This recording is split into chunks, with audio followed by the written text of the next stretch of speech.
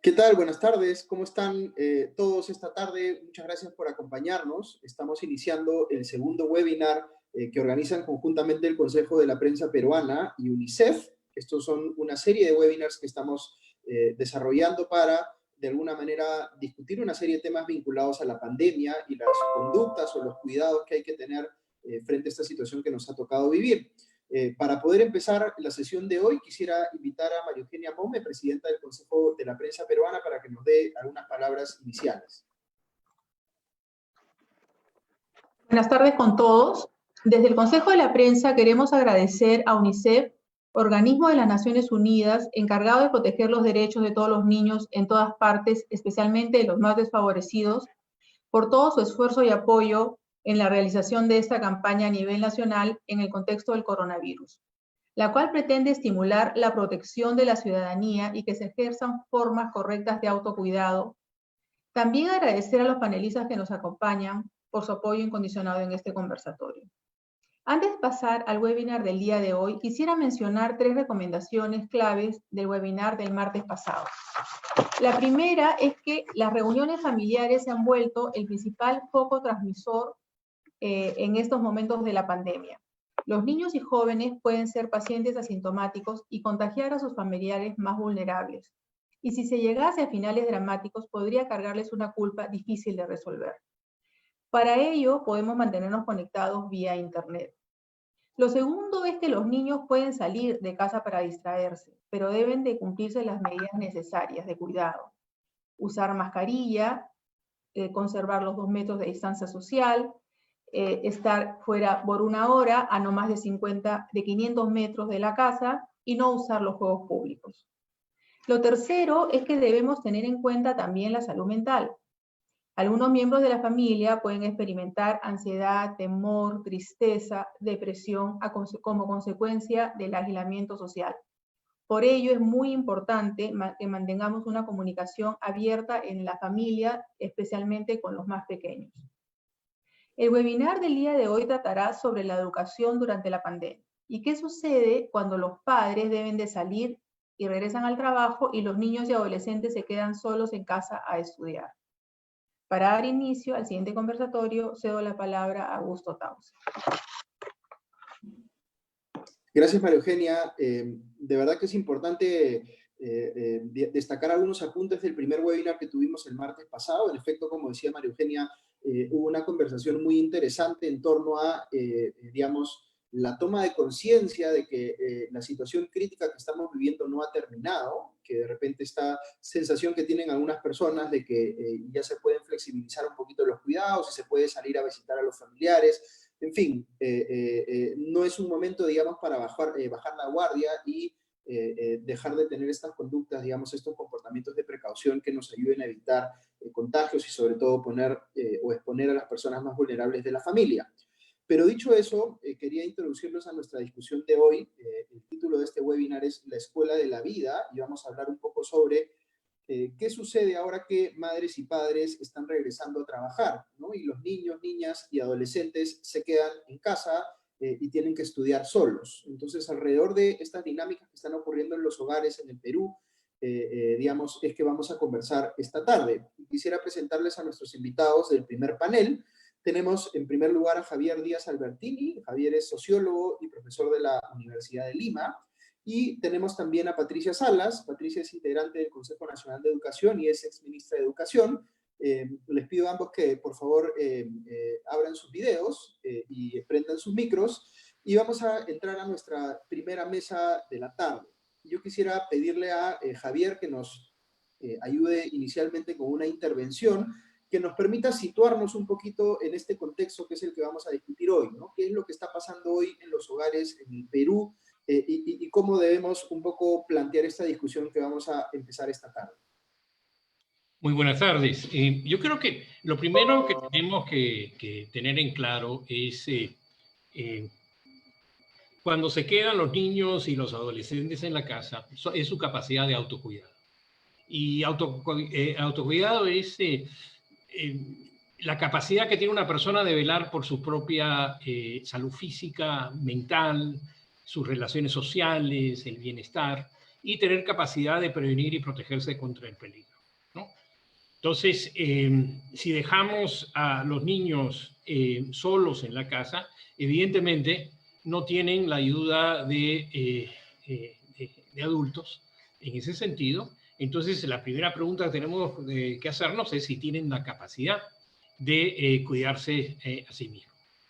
Es evidente que esta capacidad es algo que se va construyendo desde que uno llega a la Tierra, ¿no? Básicamente, los padres están ahí y los adultos están ahí para ir fortaleciendo la capacidad de autocuidado. ¿Qué significa eso? Bueno, alimentarse bien, beber agua que es saludable, la higiene personal, la limpieza del entorno, ¿no? La salud física, hacer ejercicio, descansar, dormir lo suficiente, ¿no? Todas las cosas que contribuyen a la cuestión de salud. Realmente esa autonomía no se logra, sino, dicen muchos de los expertos, básicamente a llegar a un promedio de 10 años. Antes de los 10 años resulta muy difícil, ¿no?, que se pueda cuidar por sí solo, sin la ayuda en un momento u otro, y poder atender muchas veces situaciones de emergencia. Entonces es una primera cuestión. A partir de los 10 años es que ya podemos hablar de formas crecientes de autonomía que permite entonces que se pueda quedar en la casa, ¿no?, por un número de horas, ¿no? De 10 a 12 no debe ser más de unas 3, 4, 5 horas sin presencia de un adulto. Ya a los 14 años uno empieza a aumentar. Ya llegando a los 16 años, evidentemente pueden pasar mucho más horas y hasta noches enteras por su cuenta, ¿no? Gracias, Javier. Patricia, gracias por acompañarnos esta tarde también. En tu caso quería preguntarte, hablamos de la familia en general, pero sin duda hay una diversidad enorme de familias en el Perú que están afrontando situaciones muy distintas. Y en el caso puntual de la educación, digamos, ¿qué valdría la pena comentar un poquito sobre lo que está pasando en distintos lugares en el Perú para aquellos que de repente estamos más enfocados en nuestra realidad inmediata, ¿no? Y entender toda esta complejidad alrededor del COVID y de la educación? Bueno, primero un pequeño apunte. Yo no soy miembro del Consejo Nacional de Educación desde 2008. Yo soy socióloga también, de la Universidad Nacional de San Agustín, actualmente ejerciendo docencia. Yo quiero empezar por un par de premisas, ¿no? Una importantísima es que estamos en emergencia sanitaria, que lo primerísimo, es cuidar de la vida y de la salud. Es algo que creo que los papás, las mamás, las familias, la sociedad entera no debe perder de vista. Y efectivamente, puestos en el hogar, digamos, y en el desafío de seguir con la educación escolar, combinada hoy día fuertemente con la educación familiar, lo que tenemos es una enorme desigualdad. Una desigualdad que tiene que ver con las diferencias inmensas que hay entre la vida urbana y la rural, la de la costa, la sierra, la selva, por diferencias económicas. En las mismas ciudades, solo el 50% de las personas o de los hogares tienen conectividad. Y hay otro elemento muy complicado que es el tamaño de las viviendas. Es un enorme número de familias que tienen viviendas muy pequeñitas en donde viven muchas personas y es más, hasta varias familias, ¿no? Entonces, eso establece condiciones muy, muy diversas, tanto para organizarse en el proceso educativo como para enfrentar una situación de cuidado de la salud en situación de confinamiento. Hay que agregar una diferencia más o un elemento de diversidad mayor, que no es lo mismo una familia con hijos adolescentes que con niños pequeños o con niños que están entre 8 y 10 años, como planteaba Javier. El análisis que hace de en qué momento pueden autocuidarse es muy importante, porque dependerá de eso también el desafío que tendrán los papás, las mamás, los adultos que están en la familia. Y el otro elemento de diversidad es la estructura misma de la familia. Tenemos familias donde solo hay papá, mamá e hijos, familias donde solo hay papá o solo mamá, más los niños, familias en donde están los abuelos, los tíos, hay más adultos en la estructura familiar. Entonces, otra vez, los desafíos y las potencialidades son mayores. Y a eso le podemos agregar la situación de migración. Hay muchas familias migrantes que también tienen redes de apoyo muy, pero muy pequeñas, ¿no es cierto?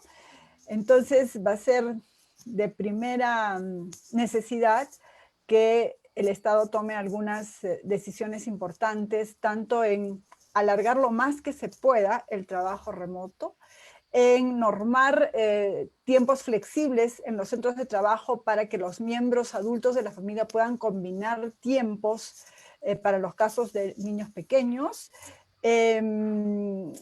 y digamos algunas otras políticas que ayuden al cuidado dentro de las familias, sabiendo que hay una variedad enorme de situaciones socioeconómicas, culturales y de estructura familiar, ¿no? Es más, presiento que eventualmente en zonas rurales o muy pobres, muchas familias ya tienen esto organizado de alguna manera. En unos casos mejor, otros peor, pero ya lo tienen organizado, ¿no? Gracias, Patricia. Mil disculpas por la imprecisión en la presentación y gracias por la aclaración en todo caso. Javier, quería preguntarte por un tema que creo que muchos estamos experimentando, que es que antes teníamos estos espacios de nuestra vida claramente separados, ¿no es cierto? El espacio de la casa, el espacio de la escuela, la universidad, el trabajo, digamos, y el espacio más social, más de diversión, de entretenimiento. Y todo parece que se hubiese como que fusionado en un solo lugar, ¿no? Ahora que estamos confinados o hemos estado confinados. ¿Qué efectos tiene esto, digamos, o cómo debe abordarse esta situación de que aparentemente se han mezclado todas estas cosas en una sola? Bueno, sin duda, parte de la modernidad ha sido separar, por ejemplo, lo privado de lo público.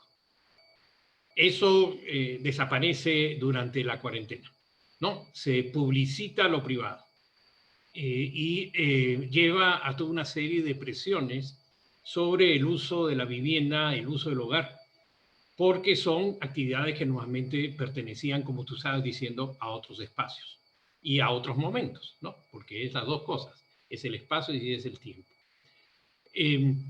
Como estaba diciendo Patricia antes, es evidente que el espacio que comparte las familias están muy diferenciados en el país, ¿no? Entonces, una familia acomodada puede, de una manera u otra, separar espacios para recreación, un espacio para el estudio, un espacio para la socialización, un espacio pues para diferentes usos. Y no generar ciertas rutinas alrededor de eso. Familias con mucho menos posibilidades espaciales, en mi opinión, lo que deben trabajar más son los tiempos, ¿no? Entonces, crear tiempos específicos para que los diferentes miembros de la familia no entren en conflicto, ¿no?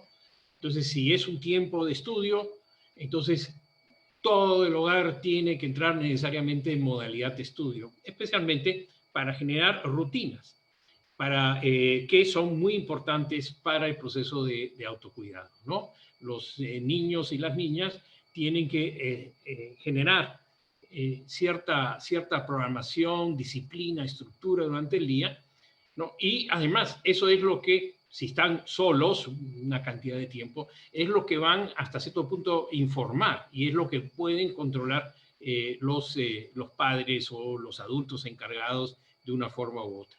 Entonces, sí, pues, tenemos para que buscar convivencia y efectividad y productividad dentro de la familia. Tenemos que llegar a acuerdos básicos sobre el uso del espacio y el uso ¿cómo se llama?, del tiempo. Patricia, ¿tú cómo ves este tema, digamos, esta necesidad, no sé si de llamarle estructura, disciplina, rutina, cómo se organiza de alguna manera la casa, de tu experiencia, digamos, más vinculada al sector educación, ¿cómo te ves, digamos, cómo crees tú que debería manejarse esta situación en casa? ¿Estás Patricia, con... Yo quiero enganchar lo que decía Javier, ¿no? La organización del tiempo es fundamental y que las personas y la familia tengan algunas rutinas y algunos hábitos establecidos también es básico por dos razones, porque efectivamente nos ayuda a convivir mejor, pero también es un elemento que reduce la tensión. el estar todos juntos 24 horas al día, haciéndolo todo a la vez en el mismo espacio, siendo padre, siendo madre, siendo maestro, siendo trabajador, etcétera, que se llama, es un elemento de tensión. En el webinar anterior se hablaba con mucha preocupación de la salud mental y eso es básico.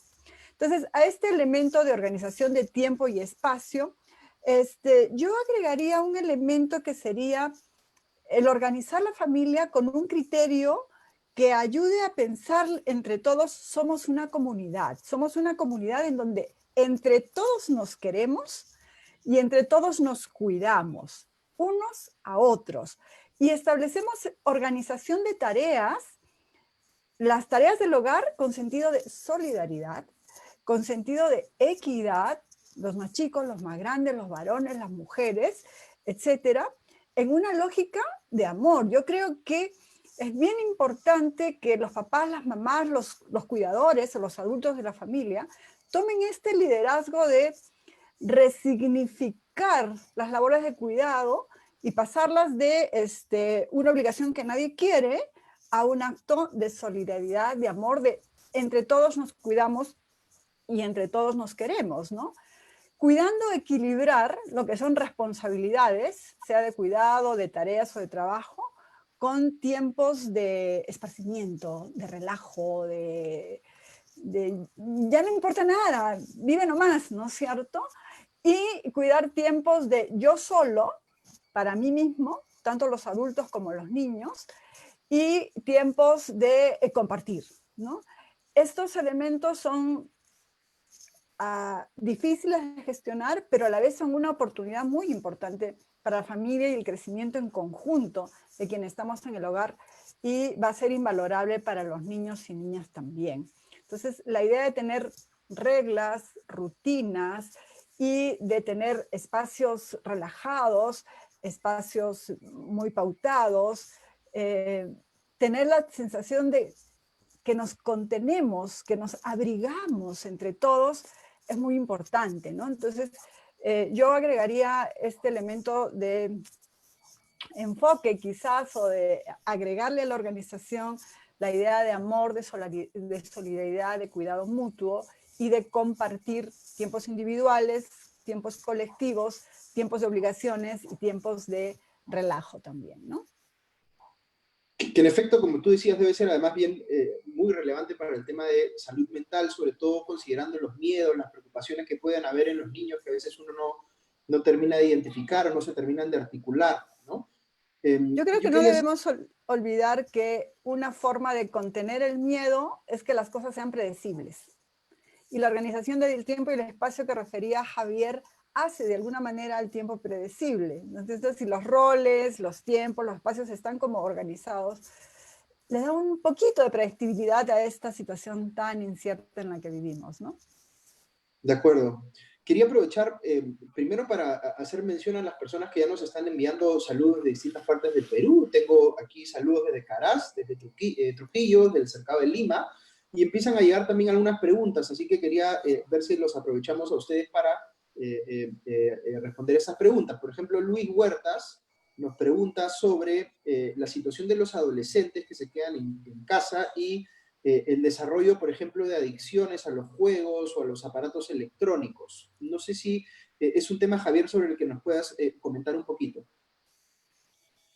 Bueno, toda tecnología, desde que yo tengo uso de la memoria, puede generar adicciones, si queremos hablarlo así.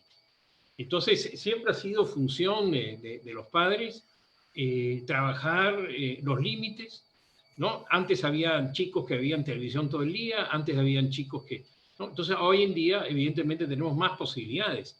Pero yo creo que primero hay que tratar el diálogo y la autodisciplina, ¿no? No quitar, digamos, el celular y secuestrarlo inmediatamente, porque eso es lo que muchas veces lo que genera se rompe esa suerte de convivencia que estaba hablando Patricia y genera pues toda una serie de resistencias.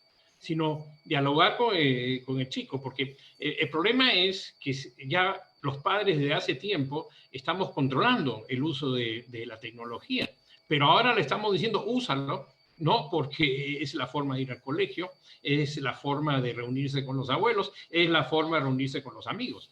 Entonces, los chicos tienen que entender que esto no es una contradicción, sino es, como otras cosas en la vida, aprender a usar las cuestiones responsablemente. Y que el chico, mira, hay algunos casos, si hay un hijo adolescente y un hijo, una hija menor, que el adolescente sea el que le enseñe el uso correcto a sus hermanitos y hermanitas de esta tecnología. Entonces, pasar parte de la responsabilidad y que entonces ahí se dé cuenta el o la adolescente acerca de la importancia de estas funciones, ¿no? De control, regulación, disciplina. Gracias, Javier. Vamos recibiendo más saludos desde Caraballo, desde Huaycán, desde Huaraz. Patricia, yo una cosa que quería preguntarte es sobre cómo se complementan o se articulan los roles de los padres y los docentes que están dando educación en línea, por ejemplo, para asegurar que, digamos, la educación desde casa sea lo más efectiva posible dentro de las circunstancias. Bueno, ¿Qué es lo que se ha podido aprender o las lecciones que tenemos en estos primeros meses, digamos, de pandemia? bueno, saludos desde Arequipa también, ¿ah? Muy bien. Bueno, eso está lleno también de matices, ¿no? Efectivamente, la articulación escuela-familia que está viendo hoy en día es inédita en la historia, no sé, de la escuela en general, creo, de la peruana en particular, que es un desafío porque los papás y las mamás están, digamos, teniendo que hacer el rol de mediador entre el maestro, el libro, la plataforma y el niño, sobre todo en los niños pequeños. Como os he dicho ya muchas veces, todas las experiencias de educación virtual estaban hechas para adultos. Eventualmente para adolescentes nunca se pensó en niños pequeños, hoy lo estamos haciendo. Entonces eso ha obligado a los papás a conocer más de qué pasa en la escuela, ¿no es cierto? Y también está generando un diálogo mucho más fluido, en muchos casos entre maestros, maestras, padres y madres, sobre temas pedagógicos, lo cual para mí es una ganancia enorme, tanto para la escuela como para la familia, en una asociación que debía ser mucho más fuerte de somos socios en la educación de este niño. Y no es que yo papá lo dejo en la escuela y después miro solo sus notas, ¿no es cierto? Yo maestra recojo al niño y solamente le pongo notas y separábamos la escuela de la familia mientras que el niño es uno solo. Entonces ahí creo que pueden haber ganancias y aprendizajes importantes, sabiendo que también hay tensiones, conflictos y algunas otras cosas, ¿no? Pero yo quería retomar lo que estaba diciendo Javier, porque creo que esto es bien importante. Una de las ganancias de la educación remota que se está tratando de relevar y ojalá se pueda sistematizar y explorar mejor para hacerla una más útil para todos y todas, es la capacidad del aprendizaje autónomo que pueden estar adquiriendo nuestros niños, niñas y adolescentes, que es parte del currículo escolar. Si a la lógica de aprendizaje autónomo le sumamos esta parte de en qué momento soy capaz de autocuidarme, eventualmente puedo agregar la de autorregularme. Entonces ahí, en la crianza en general, el desarrollo general de los niños, niñas y adolescentes está viendo una ganancia enorme porque estas son capacidades indispensables para la vida en general, ¿no es cierto? Muchos de los adultos nos metemos en problemas porque no sabemos algunas de las tres cosas: autocuidarnos, autorregularnos o autoaprender. Pero además entonces los papás, las mamás y los adultos tienen que hacer un cálculo de riesgos. ¿Qué riesgos van a correr mis hijos, mis hijas de quedarse solos? Uno es el de las adicciones, que ya lo trató Javier, pero también hay un riesgo de accidentes. Y también hay la posibilidad de que se peleen entre ellos. Y también hay la posibilidad de que sean víctimas de violencia, de otro cuidador que se queda o de alguien que entra a la familia o cualquier otra cosa. Entonces, los papás y las mamás tienen que tomar prevenciones sobre este tipo de cosas. Cosas tan sencillas a veces como, en lugar de decirle al niño, no vayas ahí, enseñarle cuál es el riesgo que corre ahí, ¿no? Quemarse si es la cocina, no sé, pues resfriarse si se moja, resbalarse si el piso está mojado, lo que fuera. y un entrenamiento básico de primeros auxilios. Los primeros auxilios no solamente te ayudan a saber qué hacer en ese momento, sino que te ponen en la estructura social y mental un cuadro de riesgos y formas de prevención, ¿no es cierto? Y la otra, manejar números de emergencia. Ante las peleas o conflictos, es muy importante trabajar, por ejemplo, todo lo que es reconocimiento de emociones. Eso es algo que trabajamos muy poco, los papás, las mamás y las escuelas también, y muchos de los problemas, sobre todo los más chiquititos, es que no saben qué sienten, tristeza, ira, frustración, etc. Y el reconocer las emociones ayuda mucho. La segunda, reconocer el problema. ¿De qué me estoy peleando contigo? ¿Sobre qué nos estamos gritando? ¿O cuál es el conflicto? ¿Es el juguete o yo estoy enojada por otra cosa? ¿No es cierto? Y luego aprender a dialogar y algunas de esas cosas. Tú dices, pucha, esto es agenda nacional, ¿no? Sí lo es, ¿no es cierto? Pero yo creo que estas semanas o estos meses en los que progresivamente vamos a ir saliendo de casa, los papás y las mamás, pueden aprovechar para tener algunos ejercicios, se pueden hacer algunas simulaciones, algunos juegos, por los cuales los chicos aprenden cómo controlar emociones, resolver conflictos.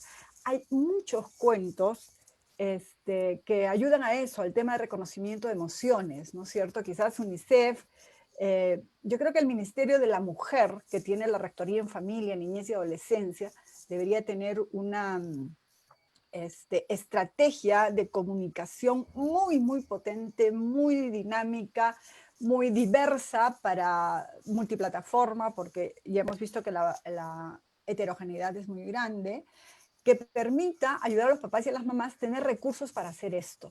Resuelve el problema primero tratando de saber qué me pasa y luego tratando de dialogar, ¿no? Porque si vamos a encontrar a los chicos peleados, el chico te va a llamar cada 15 minutos, mamá, no me quiere dar mi juguete, papá, mira qué está haciendo, ¿no?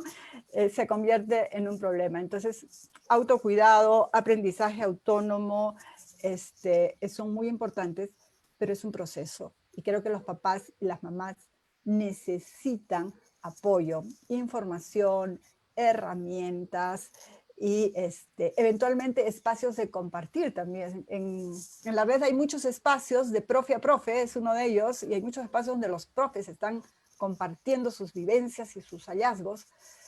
Provoquemos que los papás y las mamás también tengan sus redes, ¿no? Sí, en unos minutos más yo les voy a compartir un número de celular que me ha proporcionado UNICEF, justamente para los padres de familia que nos están escuchando puedan mandar un mensaje de WhatsApp y eso les va a permitir tener acceso a información que les puede pasar UNICEF y que de esa manera estén adecuadamente informados. Yo creo que ha sido, digamos, súper interesante escuchar de los expertos y hemos tenido dos panelistas de lujo en esta primera mesa de la sesión de esta tarde, pero es interesante también escuchar a los jóvenes, a los niños, y por eso, además de agradecerles a Javier y a Patricia por su tiempo esta tarde, quisiera presentarles a Johan Muñoz. Johan nos está hablando desde Pucallpa. Así que, Johan, no es para que te sientas presionado, pero solamente quisiera contarte que te están escuchando desde Caraballo, Huaycán, Huaraz, mencioné hace un ratito, desde Lima Norte, desde el RIMAC, desde Apurímac, desde Piura, desde Tarapoto y hasta desde Colombia. Así que para todos ellos, te escuchamos. Hola, ¿qué tal? Muy buenas tardes a todos. Quería agradecer a UNICEF por la invitación a este evento. Bueno, quería comentarle que en mi caso la pandemia cambió muchas cosas en mi vida y en mi familia. Hasta el principio, cuando dijeron que las clases presenciales no se iba a dar, yo me preocupé demasiado, ya que pasaba quinto año de secundaria y pensé que iba a perder el año escolar. Pero luego dijeron que íbamos a estudiar de manera virtual. Me puse contento, ya que era un nuevo método de estudio. Luego del anuncio que dio el Estado, mis compañeros me mensajeaban, porque yo era el brigadier, me decían, Joan, ¿cómo vamos a organizarnos sobre las clases virtuales? Yo no sabía qué decirle, hasta que mi tutora me llamó diciendo, Joan, te vas a encargar de crear el grupo de WhatsApp, donde vas a agregar a tus compañeros, a los profesores y a los papás para poder explicar cómo trabajaríamos durante la pandemia. Yo estuve apoyando el grupo de WhatsApp y me di cuenta que los profesores no manejaban tanto la tecnología y eso a nosotros nos perjudicaba, ya que a veces les preguntábamos algo sobre algún tema o teníamos algunas dudas, no nos respondían a la hora. Y las clases solamente eran en PDF. Yo recuerdo que las 3 primeras semanas eran muy difíciles, ya que los profesores no sabían mucho. Yo y mis compañeros estábamos medios perdidos al no saber cómo entrar a la plataforma Aprenda en Casa. Y cuando queríamos entregar nuestra tarea a tiempo, a veces el internet se saturaba o nos cortaban. Yo sí sigo mis clases a través del internet y entro a Aprenda en Casa y me ayudo a mí mismo porque yo mismo me propuse mis propias reglas. Antes no hacía eso, antes empezaba a jugar videojuegos para poder distraerme o a ver televisión o una serie. Ahora que todo es diferente, ya tengo mi horario de estudio y eso me facilita mucho. Ya tengo todo organizado y un tiempo para ayudar a mis padres. Les comento también que tuve un familiar enfermo de COVID-19 y por eso no tuve tanta ayuda de mis papás, ya que ellos estaban pendientes al familiar enfermo y yo tuve que hacer cargos de mis clases virtuales y tenía que aprender, tenía que ya ser una persona independiente de mí mismo. Y bueno, lo bueno que aprendí es que hay muchas cosas importantes para cuidar nuestra salud, como por ejemplo es el lavado de manos. Eso, ya que eso no lo hacíamos antes, ahora sí lo estamos practicando a diario. Y también limpiamos nuestros cuartos porque tenemos que estar, con nosotros estamos en clases virtuales, tenemos que trabajar en un ambiente seguro, limpio y fresco. Limpiamos la sala, la cocina para que el virus no pueda entrar nuevamente. Ya para culminar, quería contarle que cuando nadie podía salir de casa, yo con mi familia empezamos a jugar videojuegos de mesa o el ludo o el bingo para poder distraernos y no pensar en las cosas negativas. Y espero que todo esto vuelva a la normalidad. Muchas gracias. Gracias, Johan. Yo quería aprovechar para preguntarte cortito, tú me contabas que estás en 5º año de secundaria, ¿no es cierto? Y es un momento, digamos, es un año muy importante, ¿no es cierto? Y justo toca todo esto de la pandemia. ¿Cómo lo has vivido en ese sentido respecto a tus expectativas de estudiar después? Digamos, ¿ya tienes decidido qué cosa quieres estudiar? Más o menos, ¿cómo te proyectas hacia el futuro? Bueno, la verdad, al principio yo me alegré mucho porque iba a ser un nuevo método de estudio, ya que pensaba que iba a ser a través de Zoom, como lo hacen en otros países, pero no, en realidad fue diferente, solamente las clases eran en PDF. Pero era algo nuevo para nosotros como adolescentes. Es cosa de experimentar y adaptarnos a este nuevo tema de estudio. Ya en mi futuro, yo creo que va a ser muy diferente.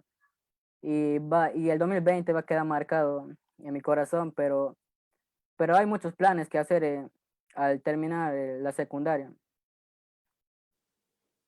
Buenísimo. Muchísimas gracias, Johan. Un saludo para todos en Pucallpa. Y vamos a empezar ahora nuestra segunda mesa de la tarde. Voy a invitar a Paul Neira. Paul es gerente general de Learning Factor, y también a Fernando Bolaños. Fernando es ex viceministro de Educación y oficial de Educación de UNICEF. A ambos les voy a pedir que por favor inicien su video y prendan sus micros.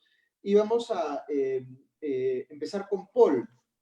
Paul, se ha hablado mucho esta tarde de la autonomía, ¿no? De cómo desarrollar esta autonomía en los estudiantes en esta situación que nos ha tocado vivir. Tú que conoces tanto sobre estos temas, ¿cómo, digamos, encaras este tema? A ver, Augusto, sí, efectivamente lo mencionó Javier y fue un intercambio entre Javier y Patricia en la primera parte de este webinar respecto al tema del autodominio. Y yo quisiera hacer un énfasis particular en 2 elementos adicionales que creo que son concomitantes al autodominio, que son la autodisciplina y el autocontrol. Y que quizás, digamos, cuando enfrentas, y lo mencionó Javier, que la literatura y los expertos hablan de que es a 10 años más o menos la edad en la cual puedes ofrecer estos espacios con mayor autodominio progresivo. Y yo pensaba más bien en las edades menores, digamos, y ahí creo que lo que hay que trabajar es el tema de la autodisciplina y el autocontrol. Y quiero usar este par de conceptos de espacio y tiempo que estuvieron yendo ida y vuelta en la conversación, y me parece que para estudiantes menores de 10 años en la situación de confinamiento en la que nos encontramos, es la combinatoria de ambos la que efectivamente tiene que generar el espacio para que nuestros niños y niñas puedan ir desarrollando esa competencia o esa capacidad o ese discernimiento al nivel cognitivo que ellos tienen para poder enfrentar un escenario en el cual o uno de los padres de familia o los dos padres de familia están fuera de casa y tienen que quedarse con familiares o cuidadores que no necesariamente conocen el detalle exacto de lo que tienen que hacer, los horarios, el trabajo que tienen que realizar, porque ya hay una rutina que se ha construido en el espacio familiar antes de que suceda esta cuestión de que tienen que ir a trabajar.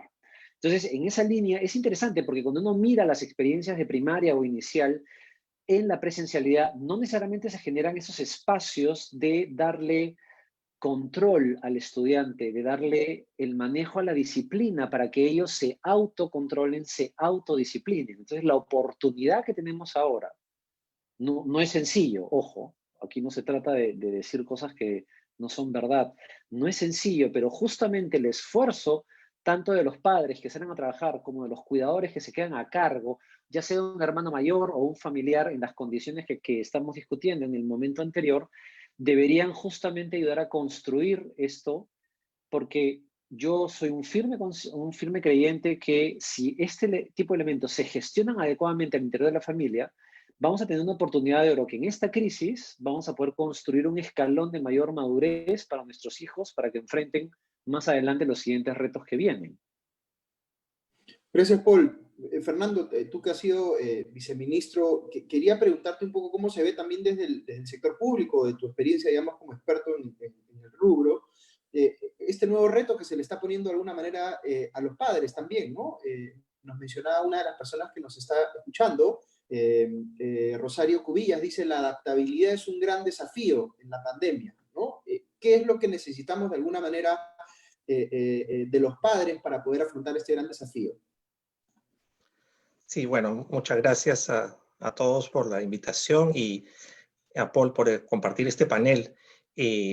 Sí, creo que una de las cosas, como decía Johan hace un minuto, el año 2020 va a quedar marcado en mi corazón, en nuestro corazón. Probablemente todos vamos a recordar este 2020 como una época impensada, ¿no? Y yo creo que la educación, si hablamos de que la educación, finalmente el tema central son el tema de los aprendizajes, lo que tenemos que preguntarnos es, ¿cuáles son los aprendizajes que nos está dejando esta pandemia, ¿no? Y eso, digamos, no solamente pensado en el tema escolar, sino todos, ¿no? Adultos, niños, adolescentes, ¿no?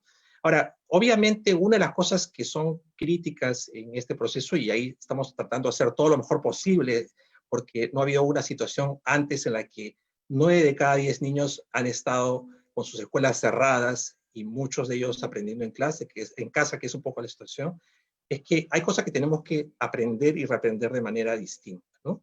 Yo creo que uno de los retos, y Patti Salas ya lo mencionaba, es este tema de esta relación distinta entre la escuela y la familia, ¿no?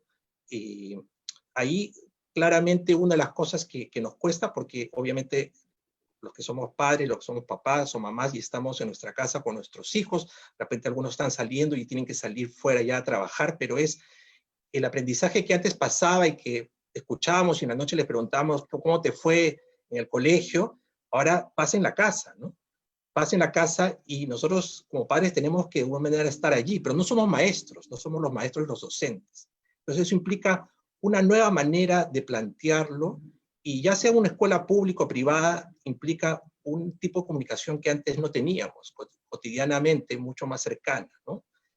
Un tema de confianza, porque nosotros como padres tenemos que confiar que estamos y debemos recibir apoyo de los docentes para hacer que nuestros hijos aprendan en la casa, se organicen, tengan su rutina, todas estas cosas que decimos, hagan lo que les corresponde, pero también los maestros tienen que confiar en nosotros, porque con nosotros como papás somos como estamos construyendo esta educación. Entonces, eso es algo que es completamente nuevo, y más bien yo creo que es una oportunidad muy grande de aprendizaje, ¿no? O sea, esas nuevas conversaciones que deberían hacerse Yo creo más allá de que la escuela sea más grande, más chica, esté en la ciudad o esté en la zona rural, lo que está funcionando mejor es cuando por iniciativa de ambos se llega a crear estas conversaciones entre los maestros, las maestras, las familias, ¿no? Y ahí yo creo que hay que hacer mucho, hay que fomentar este tema de trabajo de padres, hay que conversar, como decía Patricia, nunca hemos conversado sobre lo que están aprendiendo los chicos, lo que es realmente importante, y también lavar los platos o hacer cosas en la casa también son parte del aprendizaje, etc. Entonces, ahí hay un campo enorme de aprendizaje y creo que ese puede ser uno de los grandes temas de este tiempo y aprendizaje. Yo creo que se requiere un pacto entre escuelas y familias. Si hemos hablado del pacto Perú, necesitamos un pacto nuevo entre escuelas y familias, pero no en general, sino entre cada escuela, la escuela tuya, de tus hijos, de tus hijas y mi familia, yo, etcétera, para ver cómo hacemos para pasar estos tiempos. Que es un poco extraño que nos lo estemos preguntando ahorita, digamos, dadas las circunstancias, cuando es algo que debiera de por sí ocurrir de forma permanente, ¿no? Ese pacto, ese interés, digamos, de los padres de familia en la educación de sus hijos, que de repente en otros momentos se habían dejado un poquito de lado y ahora han tenido que involucrarse dadas las circunstancias, ¿no? Yo quería preguntarles también a los dos, por el tema de la gran apuesta que se ha hecho, digamos, por el aprendizaje utilizando tecnología, digamos, no ha quedado más remedio, podría decirse, ¿no es cierto?, que hemos tenido que descansar un poco en la posibilidad de enseñar utilizando aparatos electrónicos o la misma televisión, pero, por supuesto, los padres ven esto y piensan, esto no es lo que yo recibí antes, ¿no? Y eso les puede generar, me imagino, algo de ansiedad también. Entonces, ¿cómo debemos entender, digamos, este nuevo tipo de aprendizaje que reposa mucho más, digamos, en la tecnología? Paul, ¿tú cómo ves este tema? Sí, a ver, es súper interesante la pregunta, Augusto, porque yo creo que esta experiencia nos ha permitido distinguir dos cosas bien importantes. Prensky, que es un autor sobre el tema de la tecnología, que acuñó el término nativo digital, y muchas veces nosotros tenemos la experiencia de que hay frases más o menos repetidas que decimos, no, es que mi hijo nació con la tecnología y él sabe usar mejor el celular que yo. Entonces yo creo que esta situación nos ha puesto ante la realidad siguiente, que es que hay una diferencia entre las competencias digitales para la diversión y para acceder a información rápida y las competencias digitales para aprender y para generar nuevo conocimiento. Y yo creo que esa diferencia es importante tenerla clara porque de alguna manera nuestros hijos al enfrentar este aprendizaje mediado, como tú bien lo has mencionado, han tenido que reconectar su cerebro y comenzar a operar en procesos de aprendizaje que antes eran presenciales y que no requerían, además, de alguna manera, eso ha sido un golpe también al sistema educativo que no ha estado preparado, porque hemos sido, creo yo, hemos pecado de conservadores en el sistema educativo peruano, porque hemos estado muy duros para el tema de la tecnología en general. Entonces ahora lo que sucede es que los espacios de aprendizaje son mediados. Entonces es importante que los padres de familia sepamos de que tanto nuestros hijos como nosotros estamos enfrentando un terreno juntos, nuevo, inhóspito, desconocido, que es cómo con la tecnología yo puedo generar nuevo aprendizaje. Y lo decía Johan en su intervención, que decía, nuestros profesores hemos tenido que enseñarle a hacer las cuentas de WhatsApp, de ayudarlos al tema del PowerPoint. Entonces, esa interacción creo que es una ganancia que el sistema educativo peruano tiene que valorar muchísimo, pero no solo el sistema educativo peruano, sino también las familias que van a continuar en este proceso un tiempo más, pero además también, de ahora en adelante, una vez que haya la vacuna y todo el mundo nos hagamos un abrazo enorme mundial cuando tengamos la vacuna, no dejar de que eso se quede fuera, porque es una oportunidad enorme en la cual los países han aprendido. Y un segundo elemento, cogiendo una idea que planteaba que se planteaba anteriormente, tiene que ver con la siguiente idea. O sea, hay unos aprendizajes formales y oficiales, que son los del currículum. Y evidentemente en una situación en la que no estamos en el colegio, donde hay limitados procesos de tecnología o de interacción entre el docente y los estudiantes, claramente lo que va a pasar es que no se van a poder cumplir todos los requerimientos del tema curricular. Pero ahí viene la enorme oportunidad de las familias de poder enseñarle esos aprendizajes no formales, esos aprendizajes que son los que terminan además siendo valores, siendo experiencias, siendo historias, siendo comprensión de dónde vengo, hacia dónde voy, quién es mi familia, quién es mi papá. Espacios donde los padres de familia puedan contarle historias a sus hijos de dónde vienen, cuál ha sido el reto que han enfrentado a los distintos niveles y comenzar a generar narrativas y ofrecerles esos espacios de aprendizaje que van a sellarse en el corazón y en la mente de nuestros hijos, es una oportunidad enorme porque ahora, al estar ambos en la casa, es una situación inédita que ofrece muchísimo más tiempo del que antes teníamos. Entonces, no podemos no permitir que esa oportunidad se nos pase y poder generar esa oportunidad para cubrir esos otros aprendizajes que son válidos y completamente humanos, que no son los normales y los normativos del currículum, pero se tienen que dar en esta oportunidad. Gracias, Paul. Fernando, yo sé que tú tienes también bastantes comentarios sobre este tema, así que te escuchamos. Sí, bueno, creo que nadie puede negar que Aprendo en Casa ha sido un esfuerzo extraordinario del Ministerio de Educación de sacar en poco tiempo toda esta estrategia. No estoy hablando solamente de la plataforma en línea, sino todo el trabajo en televisión, todo el trabajo en radio, por ejemplo, que se está haciendo en 9 lenguas indígenas, por ejemplo, en las zonas rurales, en educación intercultural bilingüe, ¿no?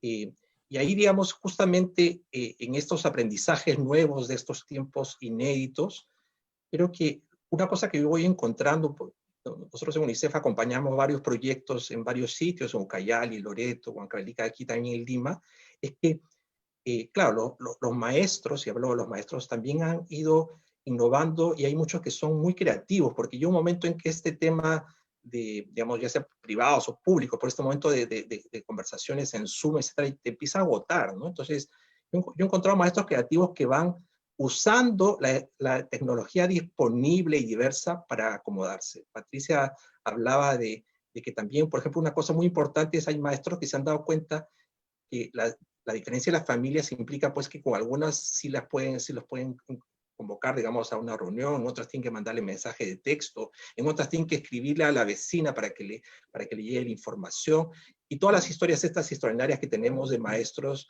que con tecnología muy básica hacen llegar los mensajes a las casas, ¿no? Para atenderlo. Entonces, el tema de la tecnología, obviamente hay un tema de brecha digital y de tecnología, digamos, de Internet que tiene que ir avanzando y que creo que esta es una llamada de atención a un país que debe avanzar más seriamente en cerrar la brecha digital, si es que realmente queremos cerrar también las inequidades que hay, digamos, en las oportunidades que existen.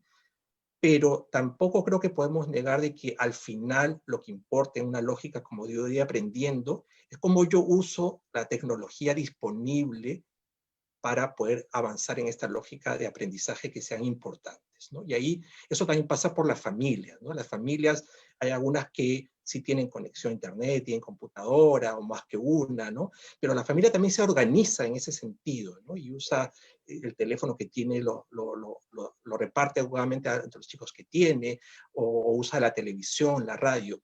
Yo creo que un aprendizaje crítico importante de estos tiempos es cómo usamos inteligentemente la tecnología a nuestro alcance para generar. Y ahí hay unos temas mínimos que creo que muchos están haciendo, las cosas que hay que cumplir y hay que hacer para hacer los aprendizajes que importan, pero también yo creo que hay oportunidades que se han abierto y que yo creo que es una invitación que tenemos que hacer para que se aprovechen, ¿no?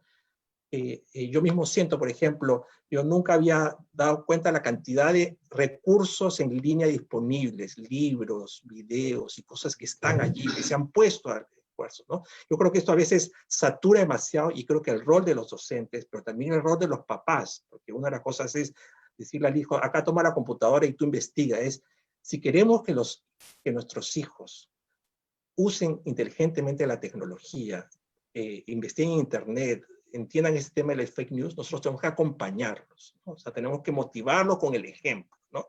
Si yo quiero que lean y les digo, mira, acá están estos libros, ¿qué cosa te interesa? Acá puedes ver, acá hay estos videos que te interesan, hay estas películas que te interesan, cómo se vincula con lo que está estudiando en el colegio. Esa es una tarea de los papás en casa en este tiempo y creo que también lo están haciendo muchos maestros desde su espacio.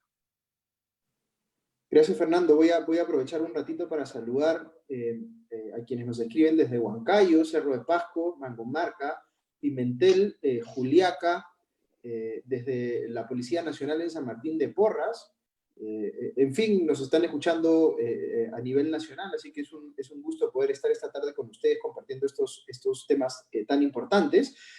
Hay una pregunta, digamos, que yo creo que está flotando en el ambiente y creo que a muchos padres les gustaría tener una respuesta definitiva, pero es bien difícil, digamos, dársela en este momento, que es cuándo van a regresar físicamente a las escuelas.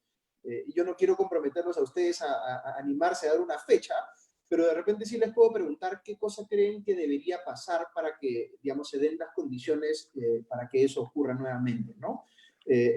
Paul, tú, por ejemplo, ¿cómo te imaginas ese retorno a las clases? ¿Cuán próximo crees que sea? Mira, Augusto, es una pregunta totalmente válida porque efectivamente hay una preocupación súper extendida, digamos, en las familias de todo el país sobre este tema. Yo primero arranco por la última parte de la pregunta y después trato de perfilar la primera. Digamos, yo me imagino en realidad que lo que va a suceder cuando volvamos a esta presencialidad que todo el mundo dice que es la nueva normalidad, digamos, ¿no? Yo primero estoy seguro que una de las cosas que tenemos que batallar todos juntos, padre, familia, miembros del sistema educativo, es que no se deje de lado lo que hemos aprendido a partir de esta crisis. La irrupción de la tecnología en los procesos de aprendizaje es una cosa que hemos ganado, nos está costando sangre sobre lágrimas, y yo estoy de acuerdo con Fernando en términos de que el esfuerzo de aprender en casa ha sido una cosa impresionante, pero no podemos dejarlo detrás, eso de allí. Tenemos que continuar asumiendo esto. Entonces, en esa lógica, yo esperaría que volvamos en un proceso medio híbrido. O sea, cada vez yo lo que esperaría es que los colegios tengan una suerte de hibridización de la educación, donde haya elementos que puedan ser dados a distancia, elementos que puedan ser dados de manera presencial, y algunos de repente semipresenciales, y en la combinatoria, dependiendo de los contextos y las posibilidades, los sistemas educativos poder efectivamente aprovechar esta capacidad que se ha ganado. Y respecto a una fecha posible, yo antepongo allí el tema sanitario. Yo creo que en realidad el orden y el alineamiento tiene que irse por ese lado, porque el riesgo y el peligro de la vida son, o de perderlo o de ponerlo en juego, son más importantes. Y no estoy peyorativamente hablando, sino que los procesos de aprendizaje se están dando en las casas, y los estudiantes están avanzando por ese lado. Entonces, hay que plantear, creo yo, una priorización fundamental del tema de salud. El webinar anterior creo que ha dejado muy claro esa posición, y yo iría midiendo progresivamente en el tiempo cuáles son las condiciones, qué espacios se pueden ir abriendo, y de repente, digamos, pero siempre sobre la lógica de que lo que prima es la salud en este sentido, digamos, ¿no? Por delante de todo, ¿no? Uh-huh. Fernando, tú, ¿cómo ves este tema? ¿De repente te animas a sugerir algo? Sí, bueno, tal vez la fecha no es tan relevante en este momento, sobre todo en el recrudecimiento, digamos, de la situación sanitaria que vemos, ¿no? Creo que todos somos conscientes de que deberíamos volver cuando realmente baje la situación sanitaria que, como mencionaba también Paul, ¿no? Pero si hay una cosa, y eso es importante, y lo digo, digamos, porque como UNICEF hemos estado apoyando al ministerio que está haciendo un plan estratégico justamente para el retorno. Entonces ya hay equipos en el ministerio que están pensando esto, ¿no? Y un tema, acá hay varios temas críticos que creo que tenemos que verlo, ¿no? Uno es, esto no es un tema solamente del sector, ¿no? Por eso esta vinculación fuerte con salud, pero no solamente a nivel del Ministerio de Salud, sino también de los gobiernos regionales, locales. Esa es la manera en que creo que estas decisiones tienen que tomarse, ¿no? Lo segundo es que probablemente una de las cosas que se puede ir avanzando y se requiere avanzando con más rapidez es el tema de condiciones sanitarias de las escuelas, ¿no? O sea, si queremos que las escuelas sean espacios seguros, además de todos los protocolos, etcétera, se necesita mayor inversión en agua y saneamiento, ¿no? Porque si esa cosa no existe, y sabemos que hay muchas escuelas en nuestro país que no tienen agua, conexión a agua potable o baños, etcétera, eso lo hace más complicado. Entonces, en estos esfuerzos que debería hacer el país para retomar la economía, revitalizarla, las inversiones importantes en agua y saneamiento en muchas escuelas podría ser una de las cosas que ya deberíamos comenzar de una vez, ¿no? Y lo último es que finalmente todas estas cosas, hay que mirar un poco la experiencia de otros países, tienen que ver con comunicación muy clara a las familias, ¿no? Es decir, si la familia siente que es un riesgo y tiene temor y no se le informa adecuadamente, digamos, no se puede obligar a eso. Yo creo que en muchos países,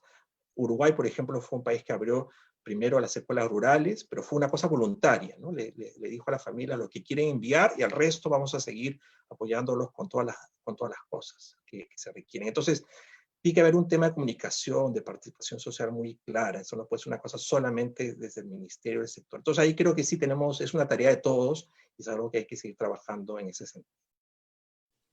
Gracias, Fernando. No he querido ponerlos en aprietos a nuestros panelistas, pero la verdad es que ese es un tema que se está discutiendo mucho en el mundo y si uno coge un poco los consejos o los comentarios que hemos tenido tanto en el webinar de hoy como en el webinar del martes, que tenía más que ver con temas de salud, lo que parece más o menos claro es que no hay que generarse ninguna expectativa de que va a ser inminente el regreso a las clases. Todo lo contrario, por razones de seguridad, de salud, digamos, hay que tener claro que esta situación va a continuar, digamos, y vamos a tener que, como decían nuestros propios, miembros en la audiencia, hay que tener mucha actividad, mucha resiliencia y no generarse esta expectativa de que pronto va a volver un regreso a clases.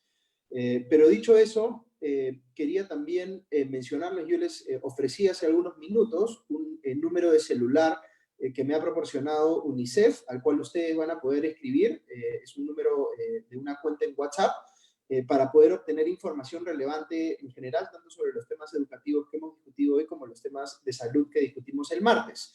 Les voy a decir el número es 922-679-383, repito, 922-679-383, así que no tengan ninguna duda, con total confianza, escriban a este número vía WhatsApp para que puedan obtener información relevante sobre lo que hemos discutido en esta semana. Y antes de terminar, porque ya estamos casi con el tiempo, quisiera invitar a la representante de UNICEF, Ana de Mendoza, que nos acompaña también esta tarde, y Ana nos va a dar las palabras finales. Te escuchamos, Ana.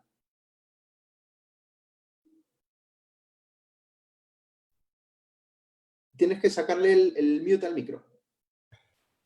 Hola, muchas gracias a todos y a todas. Gracias por su participación. Muy interesante el debate. Yo creo que hemos tratado temas muy interesantes.